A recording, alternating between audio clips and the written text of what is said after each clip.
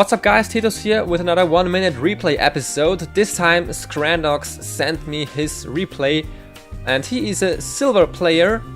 He actually opened a thread on the Summoner School subreddit. He was asking people to help him review his games, and I actually contacted him and told him that I would try to analyze 1 minute of his gameplay in my new format, and he agreed to do it, so thanks for that. If you want to send me a replay, as always, instructions are in the description.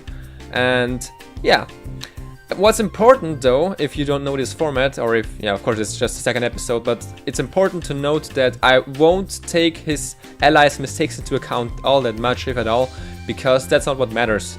You can't control your allies all the time, but you can work on your own mistakes, you can take note of them, you can work on them and try to fix them. So that's that. And sadly, you know, as you can see here, teamfight breaks out, late game teamfight, after enemy team got Baron, and they are actually cleaning up. As you can see, Vayne gets the triple kill right here, and they actually managed to pull off the win here. They end the game quite nicely, and we are going to take a look at what went wrong, what they could have done better.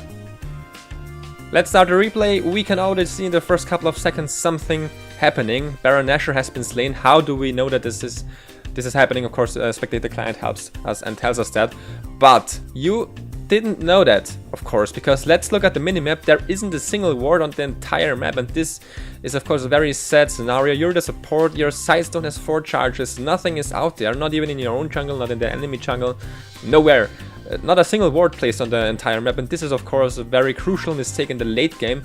People like to ward in the early game, you know, they have their trinkets, they have their sidestone, maybe even they ward in the mid game, and then suddenly when late game team fights happen and when you can get picked off more easily because the enemies are fed, they stop warding. I don't understand why they do it, and Scrandox, a message to you, you shouldn't do that. Just keep on warding, try to keep objectives warded like Dragon and Baron in the late game, of course also some brushes. Of course, if you are ahead, you want to ward the enemy jungle, as a rule of thumb, and if you're behind, or if you it's dangerous for you to go alone in your own jungle, you want to ward your own jungle. So that's some quick tips from my side. Let's move on, because that was actually the biggest mistake already.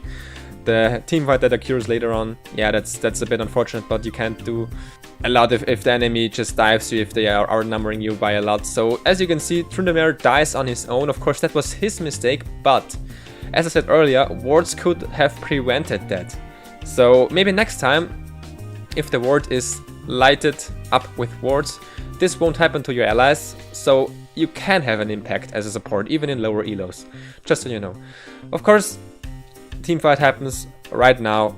We're going to take a look at what went wrong. Of course, you're outnumbering you, so you can't do that much. A nice hook comes out, but as I noticed, your build doesn't feature a Mikhail's Crucible. You could have actually already used that to prevent the Rune Prison, stuff like that, but then again, Katarina, who is the most fed on your team, dies, so there's not a lot you can do. Here you overstay, because you can't solo Pantheon or anybody like that, so they managed to kill you off.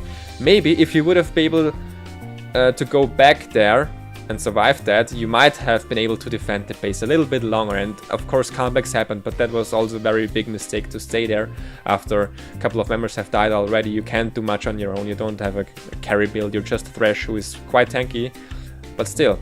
So of course that's not meant as criticism, just some constructive feedback right there. I hope you enjoyed the video, especially you Scrandox, and hope you can learn something from it. That's basically it for this time. Thanks for watching, and until next time, bye bye!